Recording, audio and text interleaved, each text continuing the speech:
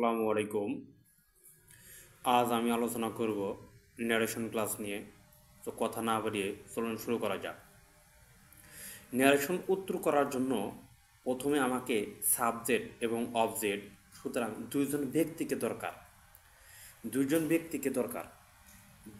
আমি ন্যারেশন উত্তর করার জন্য এই, দুইটা জিনিস উত্তর করব, ব্যক্তি এবং ক্রিয়া।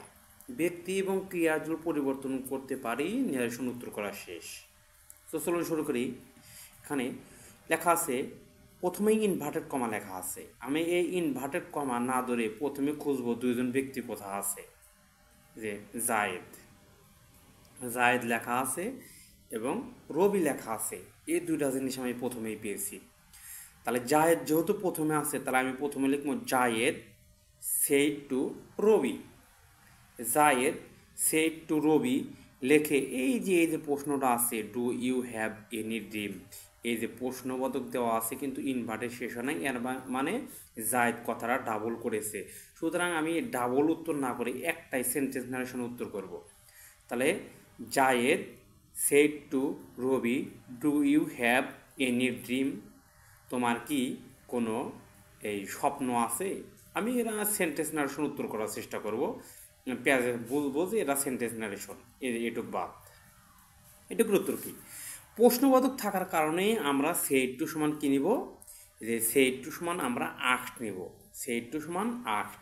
তাহলে জায়েদ আস্ট কি রবি, জায়েদ আস্ট রবি। যেহেতু প্রশ্নবোধক চিহ্ন আছে, সেজন্য সেড টু সমান আগ বসেছি এবং ডাব্লিউএস কোশ্চেনগুলো নাকি প্রশ্নবোধক ইন্টারগ্রেট সেন্টেন্সের যদি ন্যারেশন হয়, যদি ডু, ডাজ, ডিড তার সাহায্যকারী ভার্ব দিয়ে যদি কোনো ডাব্লিউএস কোশ্চেন শুরু হয়, আমি ওই ইনভার্টেড কমার জায়গায় এখানে কি বসাবো? এখানে একটা ইফ বসাবো। এই যে এখানে ইফ বসিয়েছি। তাহলে জায়েদ আস রবি ইফ। আর যদি ডাব্লিউএস কি ইন্টারগ্রেটিভ সেন্টেন্সে ডাব্লিউএস দিয়ে শুরু হলে সাবজেক্ট থাকে 3 নম্বরে, আর ডাব্লিউএস দিয়ে শুরু না হলে সাবজেক্ট থাকে 2 নম্বরে। যেমন ডু 1, ইউ 2, এই যে 2 নম্বরে আছে। তাহলে 2 নম্বরে কি আছে? ইউ। এই ইউটা কেটা? ইউটা কিন্তু জায়েদ না রবি। এই ইউ হলো সেকেন্ড পার্সন হলে সেকেন্ড পার্সনের সাথে উত্তর হবে। সেকেন্ডে আছে কেটা? রবি।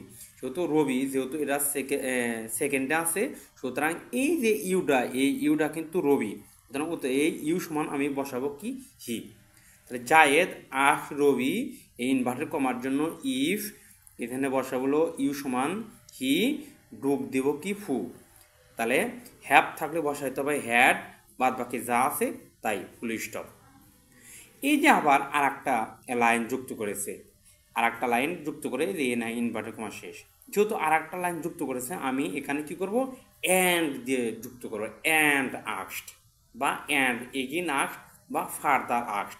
এই যে ফার্দার জায়েদ আস্ট না লিখলেও চলতো, ফার্দার আস্ট এ কথা লিখলেও চলতো, লিখেছি।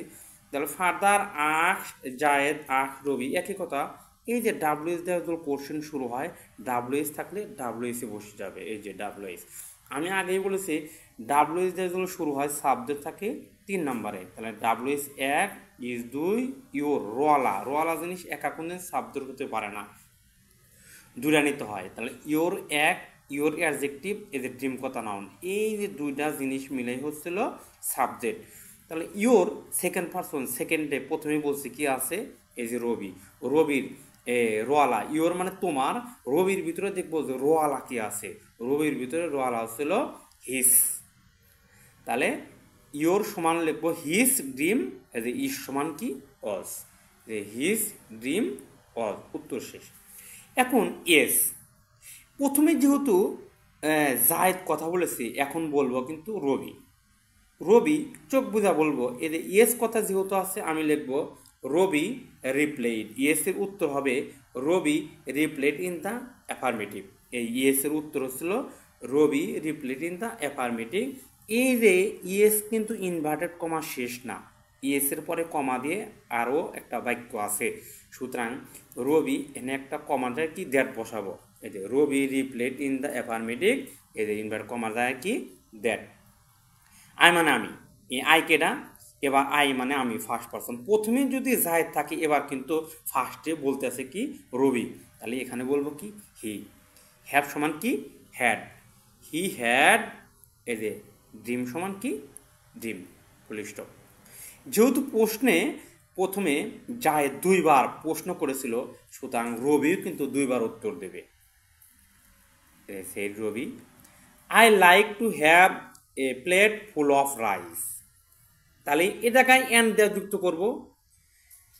এগিন he added that, again he added that, এই যে আই মানে আমি, এই আই কথা কিন্তু রবি, হি লাইকের হাতে করব ইডি, লাইক টু হ্যাভ যা আছে তাই ফুল স্টপ করে দেবো, এই যে রাইস ফুল স্টপ, এই যে এই রাইস পর্যন্ত নিয়েছি। আচ্ছা, আপাতত আমরা এ পর্যন্ত রাখবো, পরবর্তীতে বাদ বাকি আলোচনা করবো বা কি ভিডিও বড় করার জন্য আমি ভিডিও এ পর্যন্ত শেষ করে দিলাম।